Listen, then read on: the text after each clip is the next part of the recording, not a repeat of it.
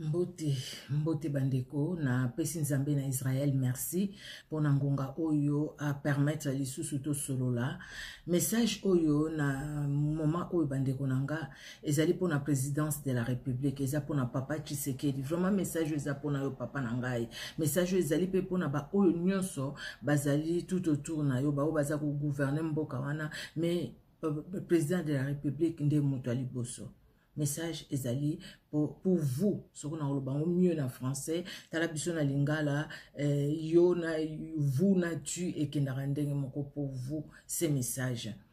Nzambe na lola zalo kumo pota zali nzambe wa bomba kape abatelaka, nzambe na Israël yondo lobaka na mitema, yo lobaka na ngonga na yo, o utilisaka o yo lingi ko utiliser, pambola ngonga o nzambe na pomoy, na kombo na Yesu Kristo. Amen. Bandeko nanga, je pense que c'est la troisième fois nazo pesa message pour na mboka, pour na Congo et message à liboso na pesa ki yango avant ba élection ba oyo batala kanga batala ki na Facebook je pense que na epti so na check na YouTube mais na Facebook na salaka émission wana avant ba élection pe na lobaka ndenge conviction nga na zwa ki na motema na ngande Saint-Esprit vraiment check conviction na motema na ngai eza pour ba parti prité pour na yeba ki ni l'un ni l'autre na mona bango te na kutana na bango te na zaki pe intérêt mo kuna te c'est vrai que bande ko nga baza na Congo naza congolaise de père et de mère bande konanga baza kuna menga naza kuna te naza na Kinshasa te présentement naza na mikili ya poto donc na zolo ba message oyo bande konanga eza kutu pona flatterie te pona ni te po muto ayebi ngai te et puis nazaka na petite chaîne ou peut-être ba pe ba kotala te mais message ya mibale na pesaka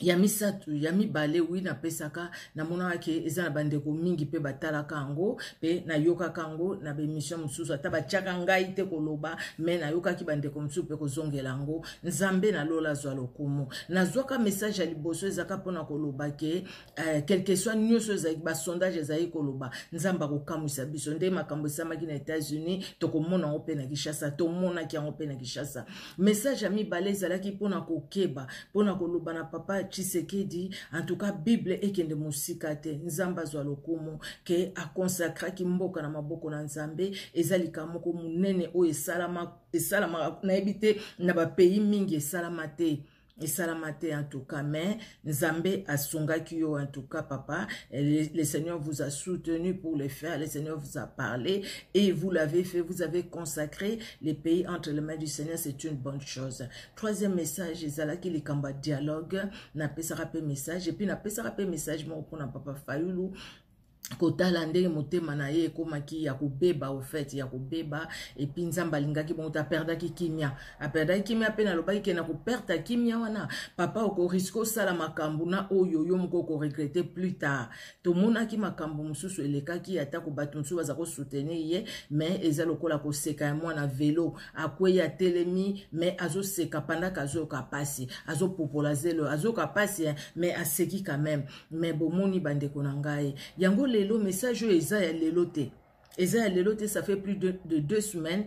Vidéo na publié qui dernièrement na loba ki kutu na lobi. Eza na message moko nzamba tchenga yango na motema. Mena lingi confirmation penza avana pesango. Eza na moko vidéo na ngai na loba ki yango. Déjà na annonça ki message on a repesa. Mais na loba ki message wana ezali plutôt pour na autorité ya mboka na ngai. Bande konanga lelo nzamba pesinga yo opportunité wana.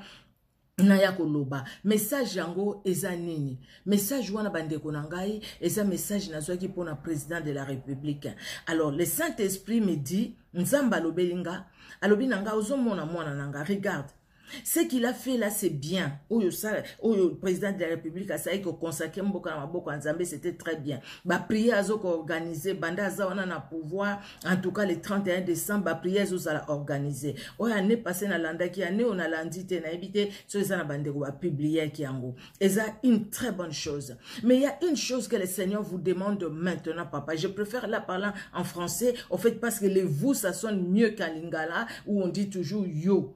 Je préfère vous, parce que j'ai du respect pour vous, j'ai du respect. Papa, vous êtes le papa des Congolais. na yoki bandeko kobenga papa eza bongo eza na mboka na biso eza honneur oyo sengeli nango pe ozali na droit nango nzambe apesi yo yango. Il y a une chose papa oyo nzambe azotala Congo pe likambo moko azosepela nango te eza likambo binzambi eleki mingi eleki trop. À un moment, papa, il faut décision et quoi ya likolo à mesa. Vous êtes vous les responsables, vous les garants. Donc c'est vous qui instruisez les ministres ou les ministères. Ministre, ezaba ministre on baza tellement ébélé en tout cas na ebinyo sauté, mais na oyo aza chargé likamba ba cultango o ba s'occupera makamba pasteur banani tout ça.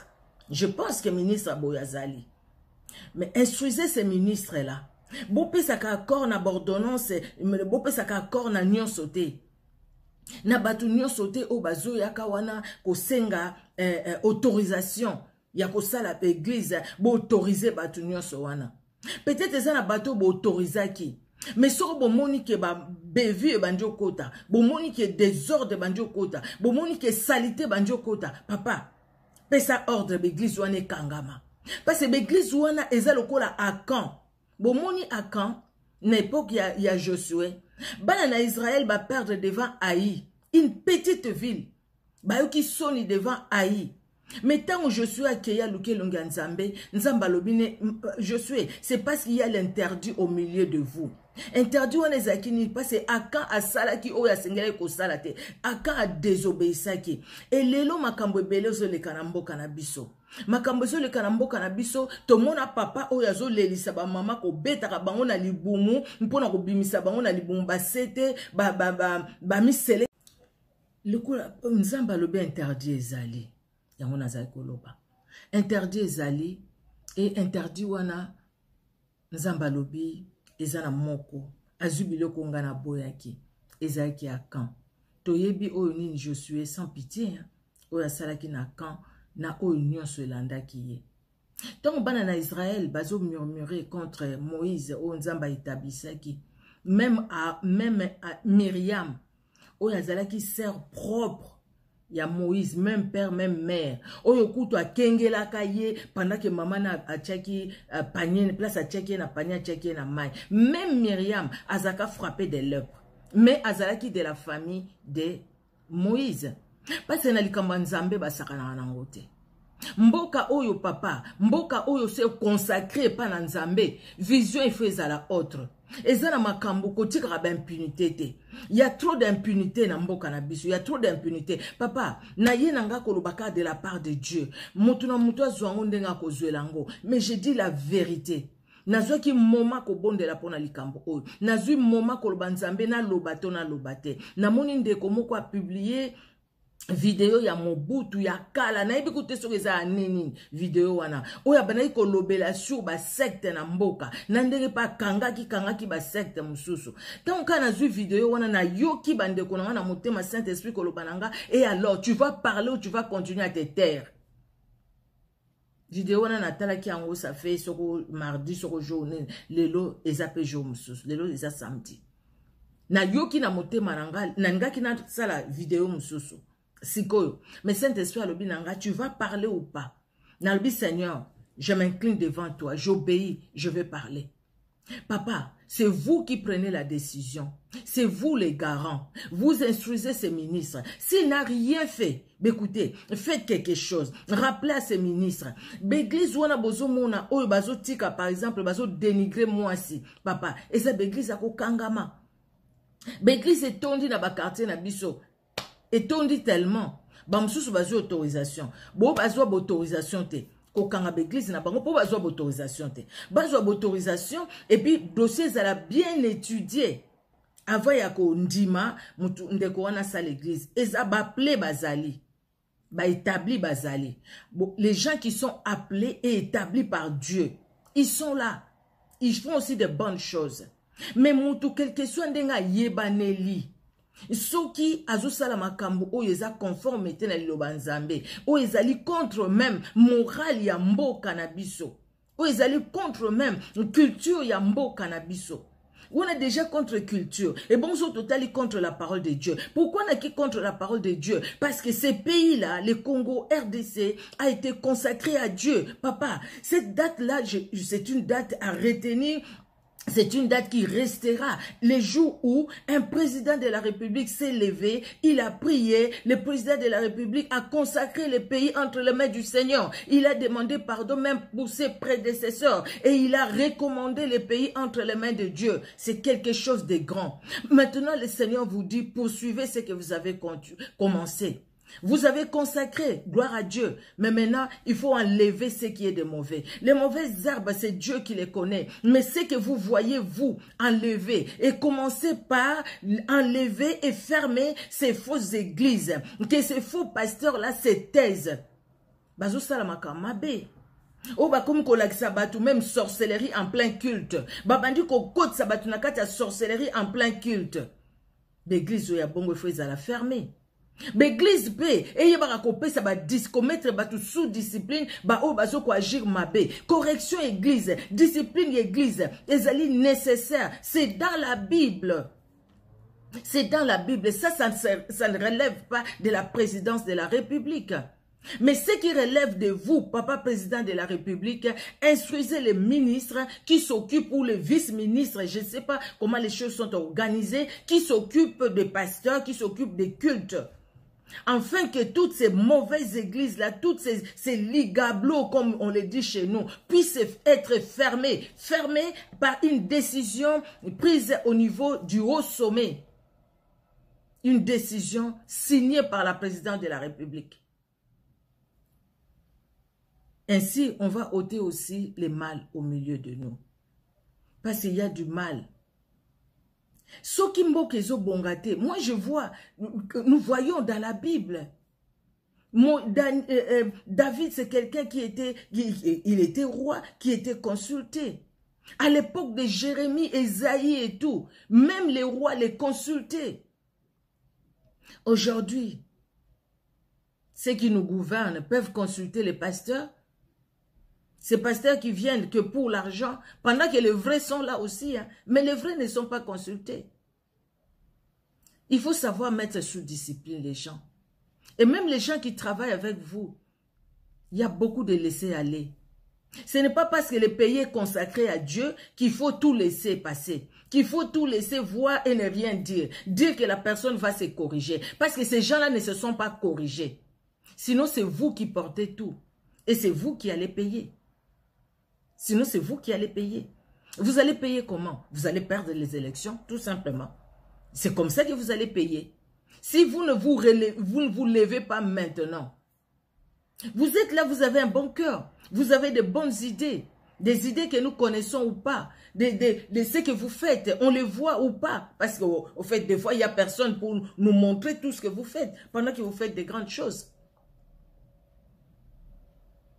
Mais moi, je viens juste vous dire, papa, prenez une décision, dites à votre ministre qu'il puisse voir un peu tous ces dossiers-là, tout ce que les gens vous disent. Aujourd'hui sur YouTube, tout se passe là, sur YouTube. Il y a des choses que vous voyez vous-même, vous les voyez.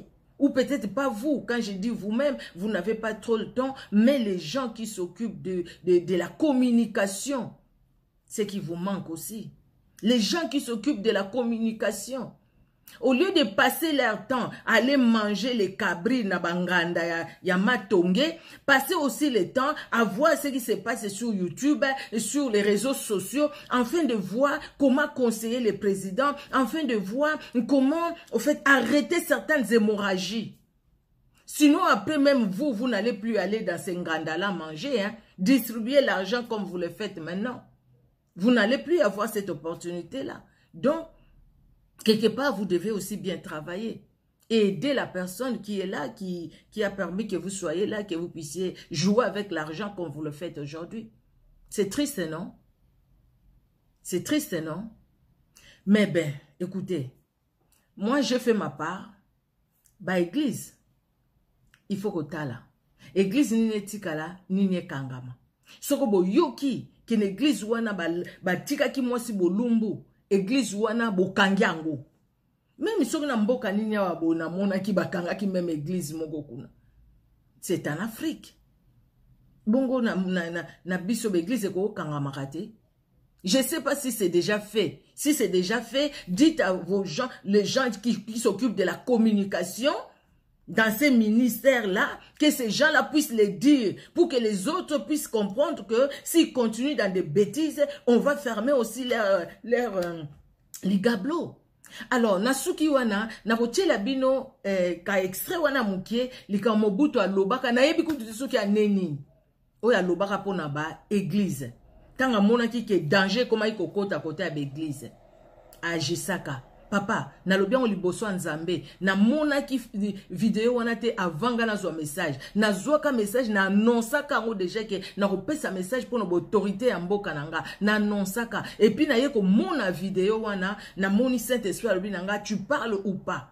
Parce qu'il faut agir. Na tchemwa vidéo wana peut-être il y a communication soko kutu baroko ya tana yango na yebite ou bien baro lexaka atana koliaka ba kabri kuna ou bien moko pe baro sala musala so baro sala musala je pense que bako mona je pense que bako yoka pe ba message zo pesa ma parci par là po ba yeba pe ndenge ni ko sala nzambe na lola apambola RDC et na suka vidéo na lobaka j'aime mon pays j'ai un message pour mon pays.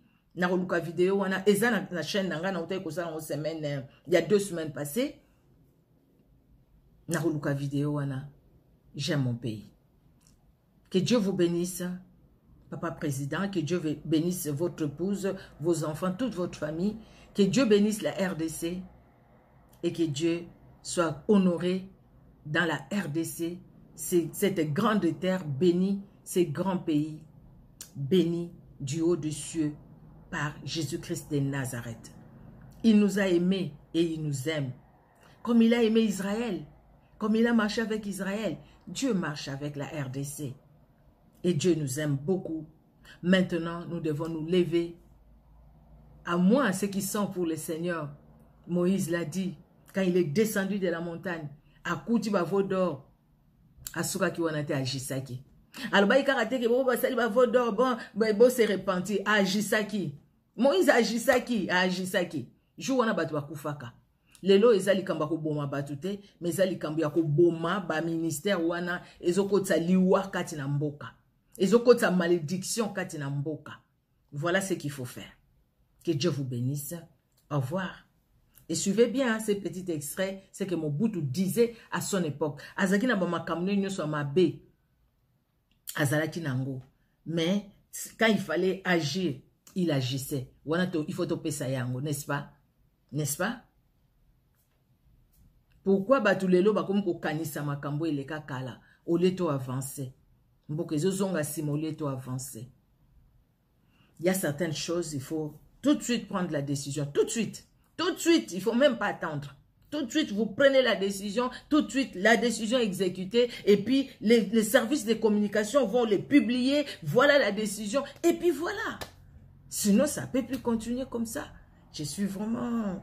Voilà. Je sais pas si je peux dire je suis désolé. Non, je peux même pas être désolé. Parce que moi, vraiment, je parle de la part de Dieu. Je parlais de la part de Dieu. J'ai entendu une autre sœur qui a parlé aussi de la part de Dieu, un message que Dieu lui a donné. Mais c'était vraiment, c'est pas vraiment ce que moi je viens de dire. C'était autre chose. Des choses vraiment différentes. Mais, quelque part, il faut écouter chacun. Il faut écouter. Et c'est comme ça que vous saurez comment bien conseiller. Parce que vous êtes conseiller.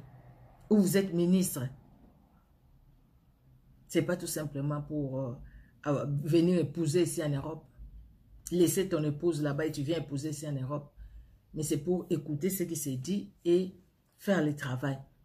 Ce n'est pas tout simplement au Kenya, Bamakango, Kolia, Kabakabri, comme il a ramassanga, mais Ali, Kosala Ponamboka. Que Dieu bénisse la RDC. Que Dieu soit loué. Au revoir. Un ingénieur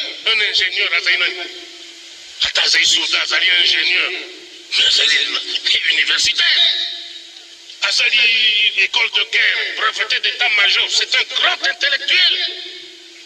Breveté d'administration militaire, bam, Azali nani, citoyen et citoyen. Batundi Zahir Mobimba, mais ce qui m'ont gangé, Kenda Kuna na Yaouma, alors Azaina salle de bain, kuna tenda kwa malamu te, atika ina Kinshasa. Ce n'est pas de ma faute. Nakina kokwela monga nga genou po aboye bokena na yoma, ndeko na ngai osala ko etekenda. Non, c'est pas mon rôle. Ce n'est pas mon rôle. Et bakotia ba makambo ya lokuta, mensonge, intoxication na kati na moto ya ba peuple intellectuel chrétien.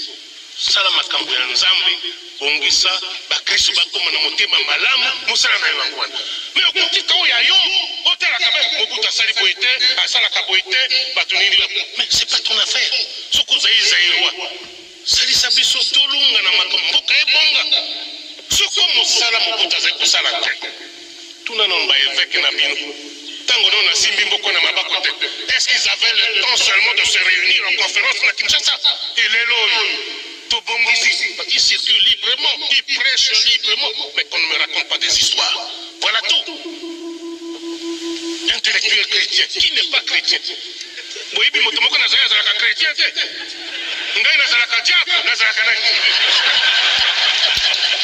Moi aussi je suis chrétien. Attends, après ma colonne à gauche, à droite, je reste chrétien, croyant.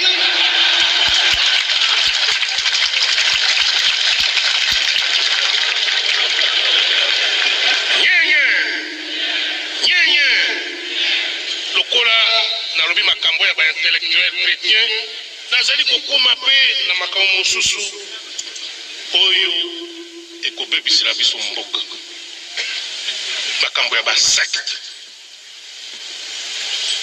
tulingi nzambe me nazali komona na maye na ngai nzambe yango eseleki mingi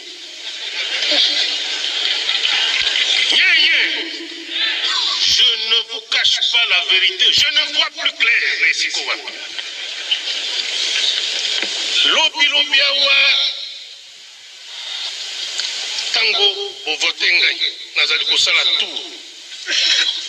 Naiko sukisawa na octobre de l'année dernière na Kinshasa. Nakomi na Mbandaka. Namoni groupe ya ba mama moko banso kitambala ya pembe, bilamba ya pembe, bazobeta kama boko. Na katikati na bango nabi uyu nani moninga na ngai moko tosala ki place na Mbandaka ya komisango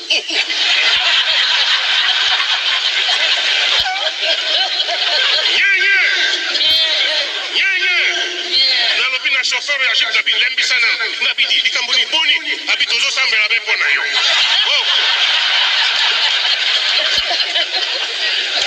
tokosuka wapi boyoka kilobilobi na nzelo boyaki na yango mpona koyawa na maboko ya mobali na droite ndako moko temple bandako mpe batongi wana nga banzaki makambo ya malamu babi batémoin de Jéhovah. Je ne suis pas contre.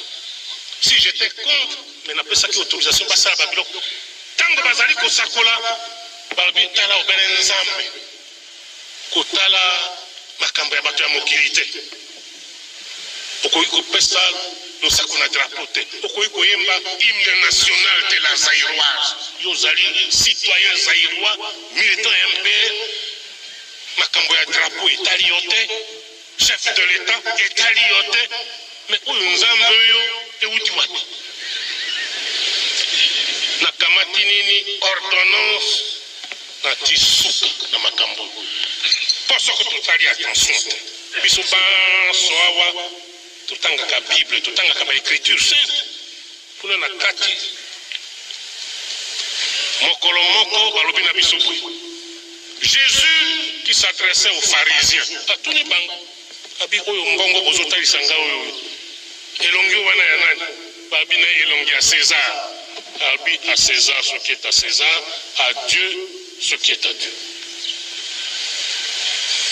et Saint-Pierre oyo pape ya liboso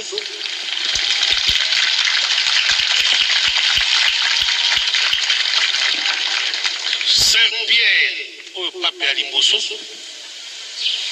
akomaki oyo na ye epitre mpe moko soumission à l'autorité civile alandi mibeko ya Yesu alobaki à Dieu ce qui est à Dieu à César soumission à l'autorité civile moto azali na responsabilité ya kobongisa mboka moto oyo akobeta mutu lelo mabulu na nzela abongisa lelo muinda ezangi atia maya malamu te abongisa moto wana yoke na koloba pesa mbote te drapeau ya mboka yo etali yo te makambo no benzambe menzambo wana auti na iwa oyo balakisaka biso ndenge yo ye na ngo ndenge be kangama termine na koyoka iso makambo oyo na maitoi te nyenye okokoma na chef lieu ya région mosusu okokuta un commerçant failli elingi koloba asali commerce akpei na faillite tongo etani akomi na sutane ya bamonseigneur buton ya motane ekoti ndenge mo ya motane na mutu mais okotuna na gouvernement je le connais azalaka moto ya boyeboye na boye abi ya ye waya lelo azali monseigneur asi aumeli na kati obele olali oloti ndoto mpe tongo etani okomi alo bamama batata bandeko okoleka okutani na moninga oyo boyebanaki bokolaki akati kolokolo motu nyonso atiki mandefu ako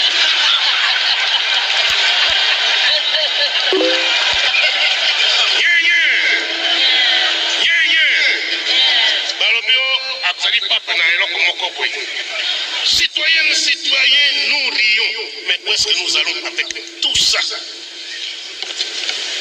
bapesi ngai na service ya sécurité demande oyo bazali kotuna ngai nzambe na ngai bo nzambe na ngai bo te ezala reconnu 337 pour la seule république du Zaïre. Okomi awa nzambe yo nini kombo na yango baka yao kuna nini bika yao kuna nini citoyenne citoyen où est-ce que nous allons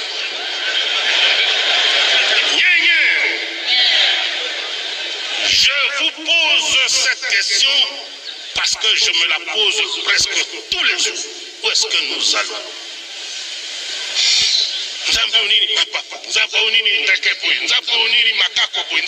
Mais est-ce que avancer République du Zaïre ou est-ce que nous reculerons avec ça? Tukozunga sima na makambo ya ndenge wana. Oloti ndoto tongo yo papa, oloti ndoto tongo yo mose, oloti, ce n'est pas sérieux. Ezali sérieux te. Na boy personnellement pas makambo wana. Yango mona na bloqué makambo wana. Na lingi lisusu koyo kango na matoi te. Soki tozali kosambela nzambe, na bekisi moto asambela nzambe te. Mais ezali eloko moko ya sérieux. Yo tata otikali na ndako bakamati mama bakeni yake kosambela te 4 ans ya tongo yo ozali na ndako ozilaka ye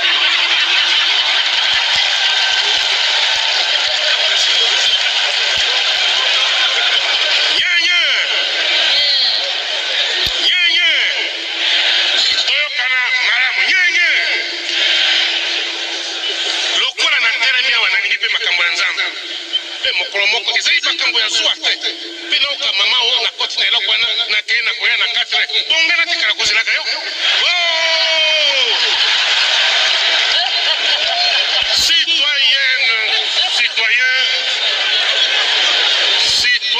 citoyen faisons attention nakolobela bino yango polele parce que bokoyoka lobi awa engindi balobi Mobutu contre les droits de l'homme, on ne peut plus prier au Zaïre. Tokosambela nzambe mikolo nyoso na Zaïre, na tongo, na midi, na pokwa, na butu, ndenge tolingi. Kasi na boyi nini désordre. Constitution et pesingai devoir na veiller na sécurité ya bana Zaïre. Ya kotala Zaïre tambula, lokwa tobaka na lingala ya bataton alima.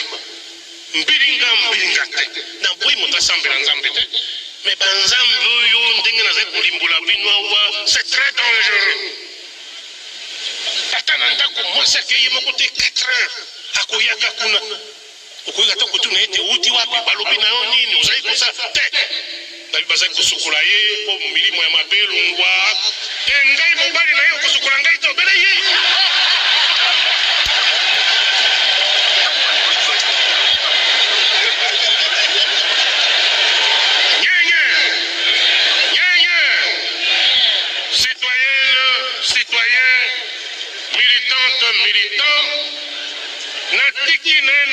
sikoyo mwa moke pembeni na commune eloko mosusu danger public lisusu oyo na bundana yango te na mwana babengeli ni tribalisme. Nazalaki une fois encore choqué, dérangé tango naoki tango pe bino pe boyokaki makambo malekaki na kananga. Loi contre Batetela en 1986. 19 ans après la création, la mise sur pied du MPR, notre parti État. Maman batata bandeko nalala kipongi malamu mokolo wana te mpona koyoka te makambo wana ekoki kosalema lisusu na kati na Zaire oyo tobani toboyi libela. J'espère que bamama batata bandeko oyo bavandi na kananga bazali koyoka ngai basala maso nayoka lisusu makambo oyo na matoi na ngai te mpe makambo ezali kokoma danger toti bato pense bana azali mobimba na kati na MPR mais mwa moke awa mpona kosala subversion bazali kozongisela ngai baassociation tribale mwa moke oka basala pasu banani bangombe mingwa citoyen danger yango wana moto na moto azali na identité na ye l'unité dans la diversité mais diversité oyo ekoki koboma unité nationale te. Okoki kozala mokongo ovandi na Bazaire olongwe na Bazaire okei na Ozaire oponi bunia ovanda mwasi bana okufa wana bakunda yo vous êtes au Chili. Ce sont là les enseignements du MPR. Beto sekaka ba mboka mosusu soko toki te tribalisme tukoloba te bango bazali na kati na makambo oyo pe malgré le MPR nakena koyoka te telle tribu contre telle tribu toboyi makambo ya tribu te. Chacun d'entre nous appartient à sa tribu mais toboyi tribalisme. Chacun a son clan toboyi clanisme. Chacun a sa région d'origine toboyi régionalisme. Et koloba soko batiyo awa commissaire d'État cabinet mobimba bele tribu na yo nini oyo nini tribalisme. Okoyoka bien okozala tranquille okozala malamu obele bato na tribu na yo pene na yo oyo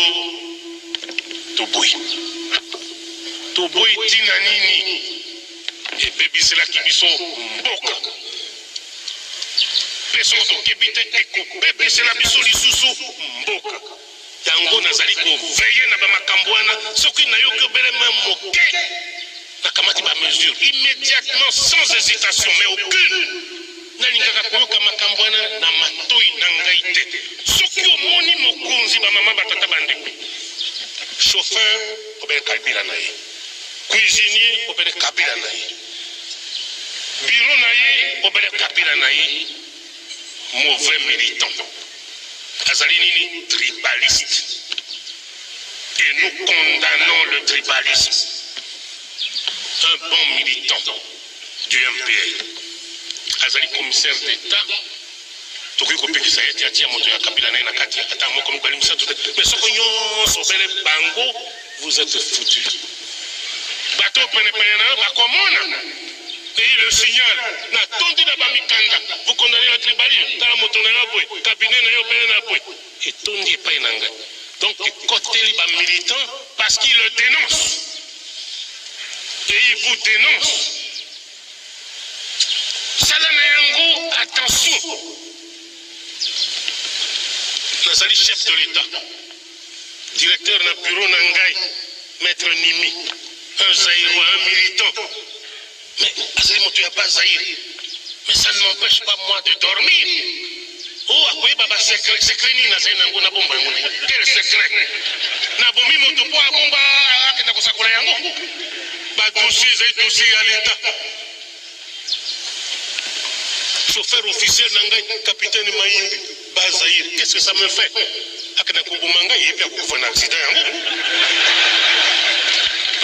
na banga ipona nini mokonzi ya maswa na ngai commandant ya maswa poto ya Ozaïre je suis bien ba pilote batambusa ngai poto Amérique Asie Chine tout ça là ya Zaïre mbanja zaina katite ce sont des Zaïrois. Ils reconnaissent en moi leur chef et je suis tranquille en paix. Nakina kulukabe mindondo soko zai mongwandi pepe na chef de cabinet chauffeur nanga commandant ya bateau na banir mais je ne dirige plus le Zaïre na kominini un chef de bande. Ce n'est pas sérieux. Nazali koboya yango ba mama batata bandeko ezali mabe ekobebisela biso mboka tokosala retour te tokoma na ba 1960 ndenge tozalaka. Je suis contre yango nazali kodénoncer et je crois que ozala commissaire d'État, ozala secrétaire d'État, ozala PDG, ozala nani na kati na République du Zaïre ata na lobaka na te osi oyoki ngai malamu obanda ko se corriger soki na oki yango correction ezali te mindondo